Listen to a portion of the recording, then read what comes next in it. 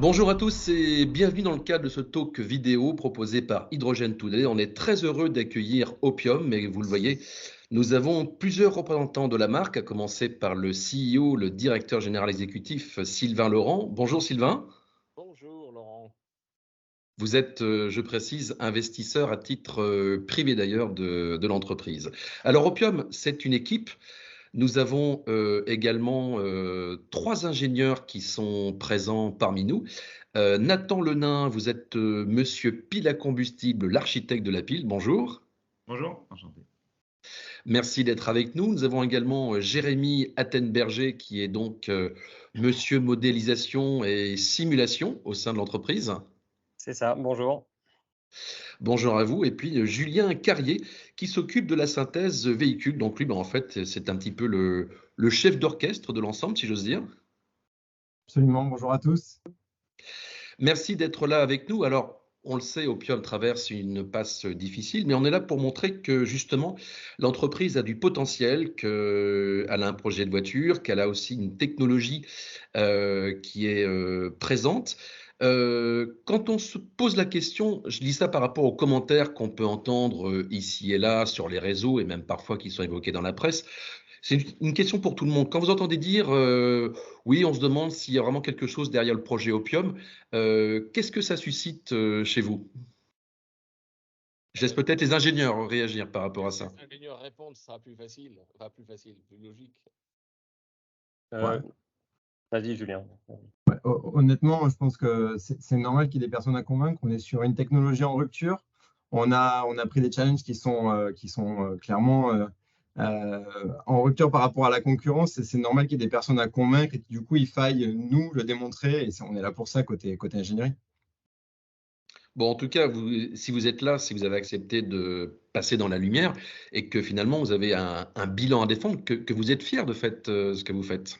Oui, complètement. En fait, il y a plusieurs réussites déjà dans le projet Opium. Ça a commencé très tôt avec un prototype roulant Alpha 0 qui roule toujours, dans lequel on a pu monter notre système pile à combustible avec notre contrôle commande, des lois de gestion d'énergie interne. Et donc, c'est déjà un prototype roulant, une espèce de laboratoire roulant qui a un caractère assez sportif. C'était le premier.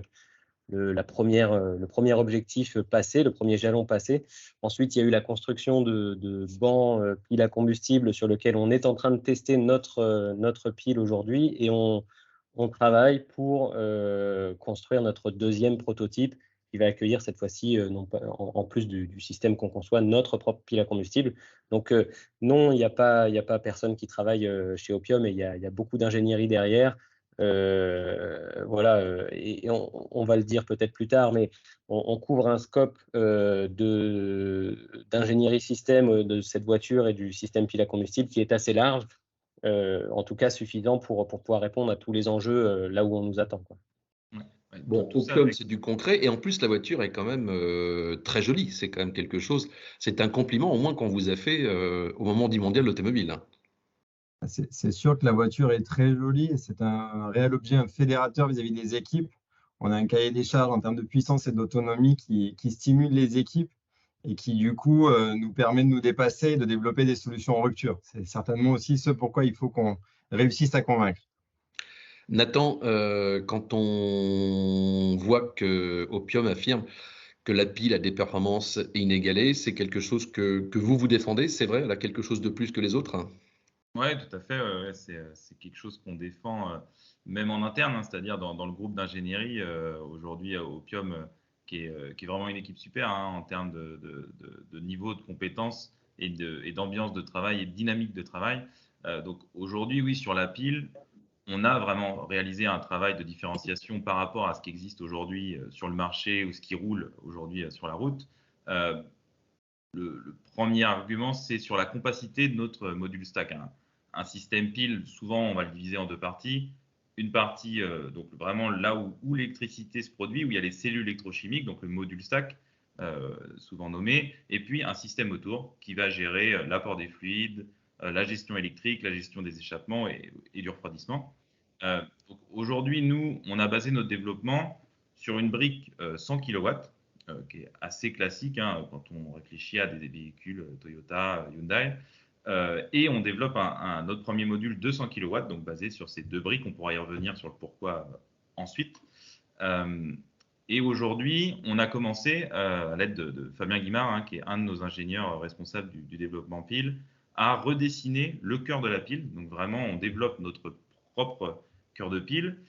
Fabien, c'est un passage chez PSA, toujours déjà sur le cœur de pile, 8 ans à Symbio. Donc il était dans les... Alors, j'allais y venir parce qu'on pourra parler plus en détail hein, de cette expertise qui est au fond de la pile. Mais c'est l'occasion pour moi de vous poser la question à tous. D'où vous venez? Parce qu'on parle d'une équipe qui a effectivement des compétences incroyables. Donc, on parlait de Fabien Guimard, effectivement, donc Symbio, PSA. Et vous-même, rapidement, Nathan, Jérémy, Julien, et puis on pourra dire également un mot de Sylvain qui lui aussi a un parcours industriel. Donc, oui, en effet, donc, moi, je suis arrivé à Opium il y a 2 ans. Donc, pareil, Opium il y a 2 ans, on n'était pas hyper nombreux. Et puis, j'ai fait un passage de quelques années également à Symbio où j'ai pu croiser Fabien. Jérémy? Oui, chez Opium aussi depuis 2 ans. Je suis arrivé au moment où on construisait AlphaZero et où j'ai pu intégrer quelques fonctions de gestion de l'énergie dans les calculateurs embarqués. Et je viens aussi du monde de l'hydrogène, puisqu'avant, j'ai participé à la conception de systèmes piles à combustible dans le secteur de l'aéronautique, puis du maritime, avant de rejoindre Opium. Merci. Et Julien? Et moi, ça fait 1 an et demi, un peu plus d'1 an et demi que je suis chez Opium aujourd'hui. Et précédemment, j'ai passé 10 ans chez Renault en tant que pilote innovation sur des solutions de structure et d'allègement. Et ensuite, en tant qu'ingénieur synthèse technique pour la nouvelle plateforme électrique de l'Alliance qui porte aujourd'hui la Mégane, notamment. Très bien, donc on voit des compétences diverses. Et alors Sylvain Laurent, vous avez un parcours industriel, notamment chez Dassault Systèmes, mais pas que. Oui, pas que. Non, je suis aussi créateur d'entreprise. On va dire le parcours de Sylvain Laurent, c'est le monde de la simulation et le monde du design depuis 1983. Donc, c'est beaucoup le monde industriel au sens large. Et quand j'ai créé une structure moi-même, effectivement, de découvrir le monde de chef d'entreprise et de l'entrepreneurial. Ce que je voudrais dire, c'est rebondir surtout sur les 100 ingénieurs aujourd'hui que constitue, ou 100 ou un peu plus d'ailleurs, que constitue Opium, c'est un concentré de technologie et de savoir-faire. Et ça, c'est quand même très important. Ils sont tous modestes d'ailleurs, mais quelque part, si vous en avez un exemple de 3 aujourd'hui, mais sur les un peu plus de 100, il y a quand même un grand savoir-faire du monde de l'hydrogène, même qui remonte à presque, pour certains, 15 ans, 20 ans d'expérience. Donc, on a avec nous les pairs, quelque part, j'oserais presque dire européens, de l'architecture de l'hydrogène, en tout cas de la pile à combustible, et qui relèvent le challenge très fort de mettre en avant aujourd'hui l'ensemble des brevets que nous avons développés et déposés. C'est quand même important, c'est-à-dire en gros 27 brevets, dont 16 sur la pile à combustible, qui nous permettent aujourd'hui de nous présenter comme un acteur très en avant sur le marché de l'hydrogène au sens de l'usage de l'hydrogène, puisque finalement, la pile à combustible n'est ni plus ni moins qu'une manière intelligente, j'allais dire, d'utiliser l'hydrogène pour en faire de l'électricité. Et aujourd'hui, je voudrais dire que la voiture qui a été le concept de base en fait d'Opium, cette voiture premium sportive très contraignante finalement, a poussé les ingénieurs, dont les 3 ici sont présents, à finalement à l'extrême se dire comment on met plus de technicité finalement dans cette pile à combustible pour en faire un produit qui soit homothétique et qui couvre finalement un marché plus large.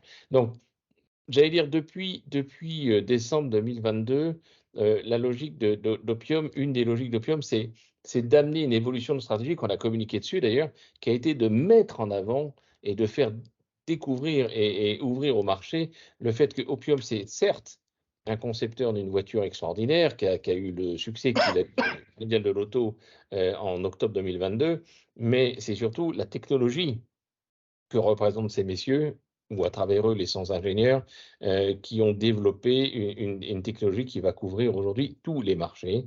Et on sait très bien absolument que la demande est très forte. Et depuis d'ailleurs, j'oserais dire qu'on a un peu soulevé le capot, finalement, qui nous sollicite aujourd'hui? J'oserais presque dire presque tout le monde sauf le monde automobile. Mais c'est ça qui nous a amené aujourd'hui à mettre en avant, depuis quelques mois cette technologie, pour, soutenir et accélérer, la force en fait d'Hopium sur ces domaines, depuis la combustible. Si vous permettez, Sylvain, donc, alors, on va revenir un petit peu en arrière. Donc, il y a eu cette période du mondial automobile qui était un peu une période d'euphorie parce que la voiture a été révélée, elle a eu un succès public très appréciable, bien entendu. Il y a eu aussi l'annonce de cette commande, cette précommande prévisionnelle du Crédit Agricole, donc avec un montant de 1,2 milliard d'euros qui avait beaucoup intrigué à l'époque. Et puis plusieurs mois se passent. Il y a cette annonce qui est faite fin décembre où finalement vous avez dû enclencher une réorganisation de l'entreprise. Alors, on va pas se mentir, actuellement, elle traverse une passe délicate. Bah, comme toute, vous savez, comme toute start-up finalement et tout modèle de développement du futur, on est on est dans une passe où tout simplement on est dans une nouvelle phase, j'ai envie de dire. Il y a eu une phase pure start-up de mettre en place les concepts et ces développements, et maintenant on est dans la phase 2 qui est effectivement de recueillir les financements nécessaires au développement de la phase d'industrialisation et de couvrir en fait les demandes du marché mondial. Oui, l'euphorie du mondial de l'auto, mais finalement l'euphorie a servi tout le monde, y compris la France d'ailleurs, de mettre en avant finalement nos capacités à mettre en avant cette force d'innovation que représente finalement la France et tous nos ingénieurs. Maintenant, la réalité, c'est que finalement, bah, on n'a pas tant de support et de subventions, hein, de la France. C'est un point d'ailleurs, je me permets de souligner ça, mais beaucoup de gens pensent que Opium a eu des subventions. Alors, c'était surtout dû au fait qu'il y a eu le précédent président du conseil d'administration qui était un ancien ministre, Jean-Baptiste Djebari, et donc forcément, d'aucuns se disaient, bah voilà, évidemment, Opium a eu des subventions. Qu'en est-il? Non, non, on a eu. J'ai valorisé une chose importante. Une chose importante, c'est la région Normandie. Ce sont des gens extraordinaires qui, depuis le départ, nous soutiennent avec leurs moyens, avec leurs capacités, mais quelque part, les régions, en fait, ont des moyens et des possibilités qui peuvent certainement être plus fortes qu'elles ne sont aujourd'hui. Maintenant, pour le reste, non, non. Ça se saurait si on avait de grands nombres de subventions qui sont d'ailleurs dépensées partout, mais pas en tout cas, je ne sais pas si Jérémy, Nathan ou Julien ont vu passer ces subventions pour leur propre développement dans leur propre division au sein de Opium Technologies ou Opium Véhicules, mais moi, je ne les ai pas encore vus passer. Quoi qu'il en soit, plus sérieusement, oui, oui, bien sûr, cette phase difficile, mais l'intérêt et les domaines technologiques que nous couvrons et la pertinence de ce que l'on met sur le marché, je dirais à la fois attire et dérange. C'est toujours le même sujet. Euh, Quoi qu'il en soit, je suis extrêmement confiant sur le fait d'arriver, y compris avec la Normandie, mais y compris, je l'espère, avec des programmes tels que France 2030 sur lesquels c'est d'ailleurs communiqué dans la presse, donc déposer une demande officielle, eh bien, j'ose espérer que nous aurons le soutien attendu à un moment donné, juste pour donner l'impulse. Parce que finalement, vous le savez très bien, Laurent, que le sujet est toujours le même. C'est juste l'impulse qui va faire que vous passez l'étape d'après. Donc, on est peut-être moins dans des effets d'annonce qu'on voit un peu de partout, j'ai envie de dire.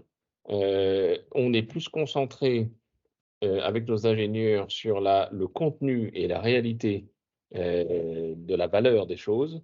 Maintenant, il faut qu'on passe à l'étape d'après. Mais je préfère que Jérémy, Nathan et Julien montrent et vous montrent finalement quelle est la réalité qui va faire que demain, un concurrent ne va pas nous dépasser en 6 mois. Voilà. Très bien, merci. On vous retrouve tout à l'heure, Sylvain, pour voir quelle sera justement l'évolution à venir dans les semaines ou peut-être mois qui vont venir. On va reprendre la conversation, Nathan, sur le redesign en bon français du cœur de pile. Et en tout cas, comment justement cette solution qui a été élaborée dans le cadre d'un cahier des charges qui est celui de la Machina, cette berline sportive, comment vous avez réussi finalement à rendre cette pile compatible avec d'autres usages? Oui, ouais, ouais. Donc en effet, oui, donc on a repris le design du cœur de pile, hein. Donc c'est des développements longs, hein, quand quelqu'un en fait déjà 3-4 dans sa carrière, c'est qu'il a beaucoup, beaucoup d'expérience, qui est donc le cas de Fabien Guimard dont on parlait tout à l'heure, ce qui nous permet d'avoir un stack, donc une pile 20 à 30% plus compacte et moins lourde que la concurrence, les développements européens actuels et puis ce qui peut rouler aujourd'hui sur la route. Donc on a travaillé sur des innovations sur le cœur de la pile avec des dépôts de brevets aujourd'hui effectués, notamment sur l'épaisseur des cellules, sur la distribution des réactifs, tout en gardant un stack, une pile compatible avec une industrialisation de système pile qui correspond à l'état du marché, au niveau des composants, au niveau de la façon de faire. On veut garder, hein, ça reste notre approche, notre philosophie à Opium, c'est bien la création d'un système pile, d'une plateforme véhicule et d'un véhicule. Très bien. Est-ce que vous pensiez arriver aussi vite à ce résultat, avoir une pile aussi performante? Question qui s'adresse à vous, mais aussi peut-être à vos collègues. Alors, pour le coup, en effet, c'était challenging, hein. Au départ, à signer à Opium, on savait qu'il y avait un risque. Sur les 2 années passées, c'est une agréable surprise. C'est-à-dire que je suis moi-même impressionné des validations qu'on passe et où on rencontre assez peu de problèmes sur une techno qui était très ambitieuse. Être 20% à 30% inférieur en masse et en volume, c'est pas simple. Donc aujourd'hui, c'est basé sur l'expérience des gens et sur la façon de faire. On a un pilote de course en fondateur. Il y a ça quand même sur le projet Alpha Zero, sur la manière de faire, sur la manière de communiquer. C'est une ambiance extrêmement dynamique de travail, ouais, qui permet d'aller vite. Ça a été un facteur qui vous a motivé justement pour rejoindre Opium, le fait que ce soit un pilote de course et que ce soit finalement un profil un peu atypique pour fonder un constructeur automobile? Ce qui est sûr, c'est qu'aujourd'hui, l'approche pluridisciplinaire et le collectif qu'Olivier a su créer au début d'Opium est une réelle force. Et c'est ce qui nous permet d'avoir des laboratoires roulants. Donc Alpha Zero en est un premier. Le suivant est en cours de développement et devrait bientôt voir le jour. Et c'est vrai que ça se fait à une vitesse et une cadence qui est extrêmement stimulante. Et ça se ressent à travers toutes les équipes. Ouais. Alors Olivier, c'est Olivier Lombard, bien sûr, le Ouais. fondateur de Opium, qui a été le plus jeune vainqueur aux 24 heures du Mans en catégorie LMP2, et c'était en 2011, je crois. La Machina a été quand même un engin qui a permis justement de repousser les limites, parce qu'en fait, le cahier des charges, c'était 500 chevaux et 1000 km d'autonomie. Il fallait donc réussir à tenir ce challenge. Oui, ça fait partie des gros défis de l'intégration de la plateforme, effectivement. Par contre, on a pris ce défi-là, je le disais, avec l'approche pluridisciplinaire et du coup, pour réfléchir directement en contraignant le système ECS pour rentrer dans un véhicule, dans une plateforme automobile. Et je pense que c'est aussi ce qui fait la force d'Opium aujourd'hui. C'est-à-dire que le système complet est conçu pour entrer dans un univers contraint et pas simplement pour être un démonstrateur sur un banc. Donc aujourd'hui, les équipes se sont tous penchées autour de la pile, y compris les équipes véhicules, pour essayer justement de bénéficier de la compacité dont parlait Nathan. C'est un vrai point fort, y compris pour l'intégration mécanique et la plateforme. Et on développe actuellement donc une plateforme modulaire, une approche de plateforme qui nous permettra d'adresser certes la Machina avec ses 1000 km d'autonomie, les 500 chevaux, mais également par la suite des véhicules un peu plus de plus petits gabarits et du coup d'essayer de rationaliser et d'amener la technologie hydrogène vers le plus grand nombre. Ah, ça veut dire qu'il pourrait y avoir une baby Opium, ou qu'en tout cas la pile pourrait être utilisée sur d'autres véhicules. Ça veut dire qu'on a beaucoup d'ambition et que les équipes sont clairement en train de travailler certes sur la Machina, mais également sur les projets qui suivent. Et c'est d'ailleurs, ça nous donne également l'occasion je vous disais, cette plateforme modulaire, aujourd'hui, on travaille sur l'architecture des tanks et sur le schéma de structure que l'on met autour de ces tanks et de la pile, de manière à ce que l'on va développer et valider, soit qu'on puisse après faire une homothétie, Sylvain le disait tout à l'heure, pour les futurs véhicules. Vous parlez des tanks, donc les réservoirs évidemment d'hydrogène, le stockage. Comment vous faites pour arriver comme ça à 1000 km d'autonomie? Parce que pour l'instant, on n'a pas encore ces valeurs-là sur le marché. Y a pas de magie, hein. Pour arriver à 1000 km d'autonomie, il faut emmener quelques kilos d'hydrogène. Aujourd'hui, les dernières simulations, en fonction des hypothèses véhicules, nous amènent entre 9 et 9,5 kg d'hydrogène embarqué. C'est ce qui doit nous permettre de faire les 1000 km d'autonomie, mais en mixant différents paramètres comme la masse du véhicule ou l'aéro, on fera pas l'autonomie simplement avec la pile.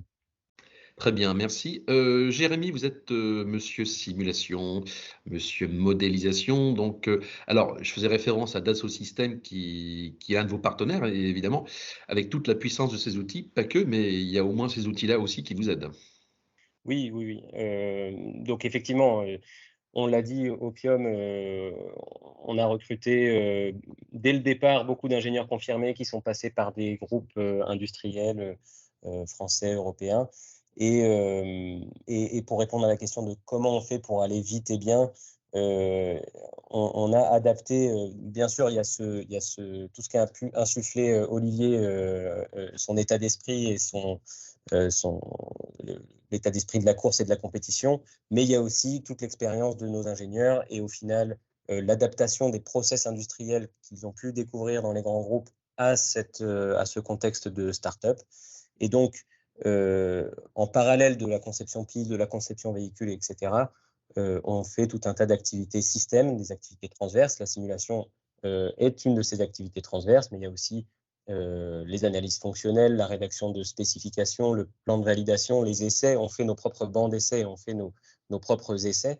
Et donc, pour parler de la simulation, effectivement, c'est une des activités transverses qui nous accompagne tout au long du cycle de développement de nos systèmes, donc de la pile à combustible et de la plateforme technologique qu'on intègre dans une voiture. Et donc, tout au long du projet, donc, par exemple, en amont, on va se servir de la simulation pour de l'aide à la décision, d'architecture ou de composants. Pendant la conception, on va se servir de cette simulation pour aller chercher des optimisations de performance. Et en aval de la conception, on va s'en servir à des fins de validation. Donc, par exemple, en se servant de ce qu'on appelle des jumeaux numériques ou de lois de commande prototypées. Et tout ça donc toutes ces activités transverses ont pour but de nous faire gagner du temps, de réduire les coûts de développement et d'aller chercher des points de performance très optimisés tout en ayant un système robuste et fiable. Et donc, vous avez cité Dassault Systèmes, qui est un de nos partenaires. C'est effectivement un de nos fournisseurs de solutions de simulation et ils nous ont accompagnés notamment sur la validation du design fluidique de nos plaques bipolaires de notre type. Donc, voilà, ils nous ont bien aidés là-dessus. En tout cas, on utilise cette simulation sur différentes échelles au niveau du véhicule et de la pile à combustible. Merci, je reviens à vous, Nathan, par rapport aux performances de la pile. Vous avez parlé de la compacité, de la rapidité également pour faire le redesign. Est-ce qu'on peut raisonnablement comparer les performances de cette pile avec des acteurs aussi établis que Hyundai, Toyota, qui ont quand même un historique, et y compris, j'allais dire, des fournisseurs classiques, hein, je pense à Symbio, EKPO, Ballard. Oui, tout à fait. De toute façon, on le fait, hein, comme disait Sylvain tout à l'heure, tout ce développement-là n'est pas juste pour faire plaisir. C'est pas pour qu'un concurrent nous dépasse 6 mois après la commercialisation de la pile. Donc, dans le monde, en effet, il y a la pile. C'est pas encore un gros domaine, mais il y a Toyota, Hyundai qui ont déjà sorti des véhicules. Vous avez cité d'autres fabricants qui participent aujourd'hui à trouver les bonnes solutions pour le monde de l'hydrogène. Opium, on se place dans un cas qui peut ressembler à celui de Hyundai et Toyota en termes de contexte, d'atmosphère. C'est bien un constructeur automobile, Julien en parlait tout à l'heure, avec les équipes véhicules, les équipes transverses, par exemple avec Jérémy, et les équipes piles qui sont dans la même entreprise. Et donc, on a bien un développement où les clients sont en direct, quoi. Ce qui est une grosse richesse. Donc, Toyota et Hyundai ont fait un petit peu la même approche, hein. C'est bien, la Toyota prend une pile Toyota développée par leur service. Donc aujourd'hui, en effet, on compare. Sur la compacité, on en a déjà parlé. On a fait ce gain de performance. Et puis ensuite, nous, ce qu'on vise également, c'est le multidomaine. C'est-à-dire avoir une pile aujourd'hui qui vient non pas s'adresser qu'au marché automobile classique, mais avoir des objectifs sur du heavy duty, donc du bus, du camion, du bateau, du train, Pour ça, on a un monde de l'HD, monde de l'hydrogène qui est en plein développement avec beaucoup de standards, beaucoup de guides qui commencent à sortir, beaucoup de certifications par domaine qui commencent à sortir. Et ce qu'on a voulu dans le développement Hopium, je parlais tout à l'heure d'une machina avec 2 briques de 100 kW, c'est pas un hasard. On aurait pu faire une seule brique de 200 kW, pourquoi pas. On a bien voulu 2 briques de 100 kW pour pouvoir avoir un cœur de pile qui a une puissance qui permet d'aller chercher des gammes plus petites et puis du 200 kW en multipliant, de pouvoir aller chercher au-dessus du mégawatt, donc avoir une puissance qui permet d'aller chercher beaucoup de domaines d'application. Et ensuite, on a aussi, contrairement à d'autres concurrents, ou en tout cas, ils l'ont peut-être, mais nous, on a vraiment un focus là-dessus, sur aller faire un développement en intégrant des spécificités de design de chaque domaine. On ne peut pas faire un seul système, ne peut pas faire tous les domaines. Ça serait un rêve non faisable. C'est ce que donne un peu l'impression d'ailleurs finalement du système de Toyota par exemple, où bon, on retrouve la pile de la Mirai, mais qui est utilisée pour d'autres applications par exemple. Ça peut être des bouts de système réutilisés pour d'autres applications, mais, et c'est complètement compréhensible, hein, quand on est constructeur automobile et qu'on veut faire de la série en grande série tout de suite ou qu'on a l'habitude de le faire, c'est dur d'aller intégrer des spécificités de système. Aujourd'hui, l'hydrogène peut bien se prêter à ça tout de même, parce qu'on est sur un marché qui démarre. Et donc, à Hopium, on veut garder un seul cœur de stack, une seule techno, ce qui permet de se concentrer sur un début de commercialisation pendant quelques années avec une ligne pilote. On va parler de quelques centaines à quelques milliers de systèmes par an, ce qui est ce qu'on peut juger de raisonnable, en tout cas, d'extrêmement raisonnable pour pouvoir bien gérer les diversités de composants ou les diversités de design que nous avons déjà anticipées, que nous anticipons maintenant dans les phases de développement. Et donc, vous avez la certitude que vous pouvez donc répondre aux besoins du bateau, peut-être du train, en tout cas bus et camions, ces gros véhicules lourds. C'est aujourd'hui, comme le disait Sylvain, on est en contact et en discussion avec beaucoup de compagnies et d'entreprises, pas seulement évidemment piles, mais bateaux, mais trains, mais maritimes. Et donc, on a aussi une équipe qui vient de beaucoup de milieux. On a cité l'aéronautique, on peut citer le maritime, on peut citer évidemment l'automobile avec une équipe automobile ou d'ailleurs bus et camions avec une équipe nombreuse. Donc, en effet, de tout ce qu'on voit aujourd'hui sur les feedbacks qu'on a, en tout cas à notre échelle, de ceux qu'on rencontre, ils reconnaissent en effet que l'approche est bonne et prometteuse. Jérémy, on parlait de la simulation. Effectivement, ça permet aussi justement de simuler ce qu'il faut faire pour répondre à des contraintes très diverses comme le camion, le bus ou le bateau. Mais oui, et en fait, c'est là que l'objet Machina l'Hopium Machina, donc la voiture qu'on vise à développer, est très intéressant parce que c'est une berline qui a quand même de la puissance sous le capot, donc 500 chevaux. Et donc, il faut de la puissance au niveau de la pile pour alimenter nos moteurs. Nathan l'a dit, on a 200 kW de pile embarquée. Et ces 200 kW avec 2 briques peuvent complètement adresser d'autres marchés. Et c'est ce qu'on. Donc, nous, côté simulation, on a des modèles énergétiques de véhicules et de chaînes de propulsion électrique qu'on adapte en fonction des besoins. Donc, on a fait des études de cas de bus, de bateaux, de camions, en prenant en compte des sollicitations différentes, forcément, qui seront des sollicitations différentes que celles de la Machina. Et il se trouve qu'effectivement, notre brique, seule ou accompagnée d'une autre brique ou en réduisant la puissance, peut répondre complètement à ces besoins, effectivement. La simulation, elle peut servir également pour le downsizing, donc pour faire peut-être des véhicules plus petits, comme le laissait entrevoir tout à l'heure Julien. Et oui, on étudie la possibilité, et c'est pour les futurs véhicules d'Hopium, de ne mettre qu'une seule pile, d'avoir un véhicule plus petit, moins consommateur, dans lequel on embarquerait moins d'hydrogène, une plus faible puissance pile, et donc peut-être aussi plus accessible. En tout cas, et ça a toujours été la stratégie d'Hopium, d'entrer sur le marché avec un produit haut de gamme qui, quelque part, déchaîne un peu les passions, ou en tout cas fait naître un peu d'émotion dans ce secteur très, très engineering, pour ensuite aller démocratiser une technologie et démocratiser des véhicules à hydrogène pour décarboner tout ce secteur. En tout cas, l'ambition d'Hopium, c'est de participer de manière la plus vaste possible à la décarbonation du secteur des transports et donc via les voitures et via aussi peut-être les bateaux, les bus, etc. Commencer par le haut de gamme et démocratiser après, ça rappelle une histoire, hein, celle de Tesla, puisque c'est un petit peu comme ça que ça s'est fait. Je reviens à vous, Julien, parce que vous êtes en charge de la synthèse de véhicules, vous avez travaillé chez Renault. J'imagine que ça doit être assez enthousiasmant pour un jeune homme comme vous, et avec une telle équipe autour de vous pour justement développer des véhicules, développer de nouvelles solutions. Ce qui est sûr, c'est qu'aujourd'hui, on est au cœur du système, c'est-à-dire qu'on ne marche pas dans un sillon qui est tout tracé, comme j'ai pu connaître précédemment. On a les clés des problèmes ingénierie et c'est à nous de les régler. C'est clairement ce qui est stimulant au sein des équipes. Et je reviens aussi sur l'approche pluridisciplinaire. C'est aussi une chance, en fait, dans ce microcosme qui est créé au sein d'Opium. En fait, on est au cœur du système complet.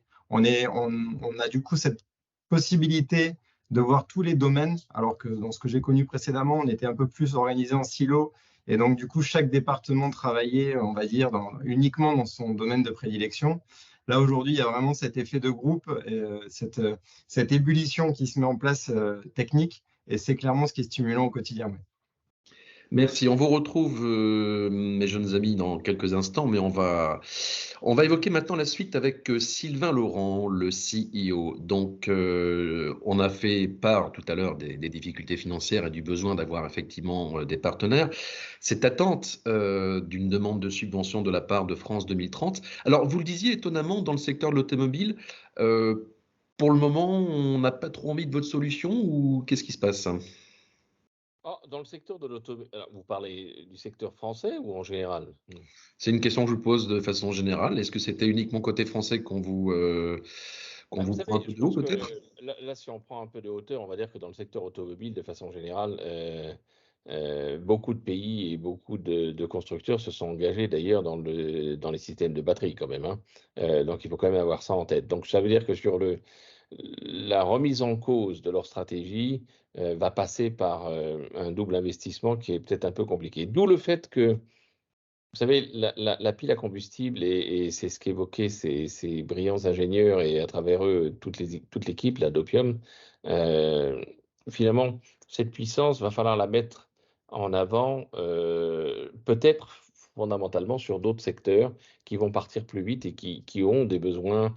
Quand je vois toutes les semaines, finalement, et d'ailleurs vous-même, vous contribuez à faire passer des annonces sur ce qui bouge dans ce milieu. Et ce milieu, il bouge à la vitesse de la lumière. Il y a beaucoup de pays qui aujourd'hui investissent dans cette capacité à produire de l'hydrogène. Hydrogène qui va quand même être une énergie stockable, quand même, hein, c'est quand même important, qui va être stockable, qui va être véhiculable, si je puis dire, à travers le monde, et qui est presque universel, puisque finalement on en trouve un peu partout. Aujourd'hui, la pile à combustible et la technologie que Opel met sur le marché, Heu, c'est une technologie de pointe. Il n'y aura pas que nous, mais je pense qu'aujourd'hui, comme l'ont dit, Jérémy, Nathan et Julien, on a 2 à 3 ans d'avance aujourd'hui, sur ce qui existe. Et je peux l'affirmer parce que c'est quasiment une réalité. Et ces paramètres que l'on met en avant, cette capacité, il va falloir qu'on continue à avancer sur l'innovation. D'où cette nécessité, bien sûr, de financement, mais au-delà du financement, qui venons de la France, de l'étranger, j'ai envie de vous dire, comme je l'ai communiqué dans différents communiqués de presse, tout est ouvert. L'important aujourd'hui, c'est de croire à ça, de croire à ces développements et de nous assurer qu'on réponde à la demande en fait de consommation lourde de l'usage de l'énergie et de cette nouvelle énergie à travers l'hydrogène. Aujourd'hui, on est prêt, on va passer dans cette phase d'industrialisation et c'est cette étape qui va se jouer, on va dire, à l'été 2023. Et je pense que c'est essentiel. C'est ce que j'ai affirmé et réaffirmé dans les différents communiqués de presse. Je suis persuadé que, on a démontré cette force d'innovation, c'est une évidence. On va pouvoir valoriser maintenant très rapidement tout ce savoir-faire qui a été évoqué aujourd'hui, et faire en sorte que nous gardions toujours ces 2 à 3 ans, d'avance. La mobilité professionnelle et la mobilité lourde ont des besoins qui sont là. Les infrastructures se développent de façon extrêmement rapide dans de nombreux pays aujourd'hui. Il faut y répondre présent et Opium est là pour y répondre présent, bien sûr. Et la Machina est un projet et un produit qui va suivre ce cycle. Oui, j'allais poser la question. Le projet de voiture n'est pas abandonné, en fait. Bien sûr que non. Il est repositionné de façon très logique d'un point de vue industriel. Il est repositionné même d'un point de vue, j'ai envie de vous dire, en termes de marché, dans la logique quand le marché va être prêt à l'accueillir. Mais en même temps, c'est une capacité de test pour nous qui est quasiment unique et qui est très contraignante. Donc ça donne aujourd'hui, et je rebondis sur le fait que l'esprit d'Opium aujourd'hui est un esprit à l'origine et qui est toujours actuel de compétition sportive. Et donc, c'est cet esprit qui est intéressant. Je rebondis sur une question que vous avez posée tout à l'heure aux ingénieurs, qui est de dire, mais pourquoi vous avez réussi à faire aussi vite? On l'a fait aussi vite parce que l'esprit d'origine, c'est de dire, on n'a pas de temps devant nous, donc il faut aller vite. Et donc, de 2019 à 2023, finalement, on a toujours répondu présent en temps et en qualité à ce qu'on avait annoncé. Alors, Sylvain Laurent, on a eu l'occasion de se rencontrer et c'est ce qui a donné naissance à ce talk. Et je vous ai vu avec l'autre directeur général, Philippe Bodillon, et puis le président du conseil d'administration, Alain Guillou. Ce qui est certain, c'est que vous faites tout ce que vous pouvez pour que l'entreprise puisse continuer et surtout qu'elle puisse rester également en France. Oui, j'ai envie de dire que oui, on fait tout. Les trois compétences réunies et trois expériences, on va dire réunies, sont là pour soutenir le projet d'origine d'Olivier et de toute l'équipe d'ailleurs. Je crois que, d'ailleurs, pour l'instant, on a démontré qu'on y arrivait. Alors, on va juste se dire que oui, on va y arriver. Maintenant, il faudrait que la France soit au rendez-vous, au sens large, hein, derrière ce propos, vous comprenez ce que ça veut dire. Mais nos jeunes ingénieurs sont aussi des internationaux. Ils répondent présent là où le marché répond présent. Et je crois que c'est ça qu'il faut bien prendre en considération. Euh, j'ai l'espoir que France 2030 écoutera et validera très rapidement ces appels à projets que nous avons déposés, parce que la réalité de l'avance technologique aujourd'hui d'Opium, on a pris un peu le problème à l'envers, si vous voulez, Laurent, si je peux m'exprimer ainsi. C'est-à-dire que on a beaucoup travaillé sur le contenu, on a mis en avant et on a aujourd'hui une réalité technologique et des bandes tests et des produits validés, etc., versus finalement un processus de start-up qui finalement récupère beaucoup de fonds et développe après. Donc on a pris on va dire le projet et le processus un peu à l'envers. Alors, vous allez me dire, c'est peut-être une erreur. Je ne pense pas. Je pense que la réalité, c'est que on a en 3 ans fait ce que beaucoup d'autres ont fait en 12 années, euh, grâce à la qualité de tous ces ingénieurs qui sont un concentré par eux-mêmes de savoir et de technologie.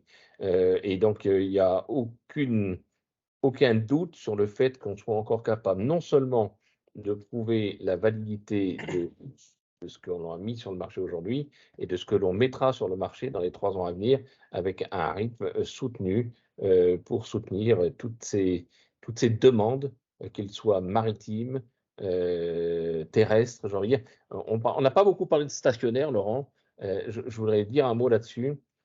Parce que finalement, on est stupéfait aujourd'hui du nombre de requêtes que nous avons dans ce domaine. Et oui, parce que Voilà un scoop de plus. Merci. c'est un scoop, je ne sais pas si c'est un scoop, mais le scoop, il y a des gens qui nous sollicitent en disant finalement comment on remplace les générateurs d'énergie dans les hôpitaux, dans les industries, enfin dans les sociétés industrielles, finalement par une pile à combustible qui va produire plus facilement, plus rapidement et plus de puissance, et pour un coût beaucoup plus bas d'ailleurs, une énergie facile. Décidément, la compétition mène à tout, hein. On commence par les 24 heures du Mans, on fait la voiture, on va sur le bateau et même jusqu'au stationnaire. Pareil, quand vous partez de haut en termes d'exigence, automatiquement, vous pouvez plus facilement Il y a un dicton français qui dit qui peut le plus, peut le moins. Mais en l'occurrence, on est bien dans cette logique-là. Voilà. Merci, on arrive à la fin de cette émission. En un mot pour nos 3 jeunes ingénieurs qui sont présents, vous avez envie de vous battre et de lutter un petit peu contre cette violence qu'on peut voir sur les réseaux sociaux et qui finalement parle en opium en termes parfois vraiment très désagréables. Je ne sais pas si on va lutter contre la violence des réseaux sociaux. En tout cas, on va se battre pour notre projet, hein, finalement, pour notre techno, pour développer notre techno. Et c'est tout à fait compréhensible que sur les réseaux sociaux, ça puisse se déchaîner. On a essayé de montrer beaucoup de visibilité, donc ça attire des critiques, des soutiens. Je pense qu'on va tous essayer de rester concentrés. Enfin, en tout cas, on l'est et on est prêt au combat, mais au combat, nous, en ce qui nous concerne, c'est un combat technique. On croit à la techno, hein, on croit à l'hydrogène globalement et à ce qu'on a pu développer jusqu'à maintenant, c'est l'envie réelle des équipes aujourd'hui et on croit à l'hydrogène. Il y a aussi beaucoup de soutien, hein, comme le disait Jérémy, et comme beaucoup de nos confrères dans l'hydrogène, aujourd'hui c'est un domaine naissant, il y a beaucoup d'activités qu'on voit beaucoup sur Hydrogen Today et chacun essaye de trouver une manière pertinente de répondre aux besoins et aujourd'hui on pense avoir trouvé vraiment quelque chose de pertinent. Donc en effet, nous, notre combat, ça va être de le concrétiser. Je rejoins mes camarades. On ne peut pas faire l'unanimité, c'est Jérémy qui le disait, je le rejoins là-dessus, mais notre combat est technique et on est clairement sur le front. Merci à vous tous, merci à Sylvain pour avoir accepté le principe de cette interview. Merci à vous, Nathan, Julien, Jérémy. On peut voir des visages d'opium. On peut voir également qu'avec sincérité, vous défendez un projet dans lequel vous croyez. On vous souhaite bonne chance et on espère en tout cas pouvoir rouler très bientôt dans cette machine-là et pouvoir visiter vos installations. Bonne chance à vous, à bientôt. Merci Merci. beaucoup. À bientôt.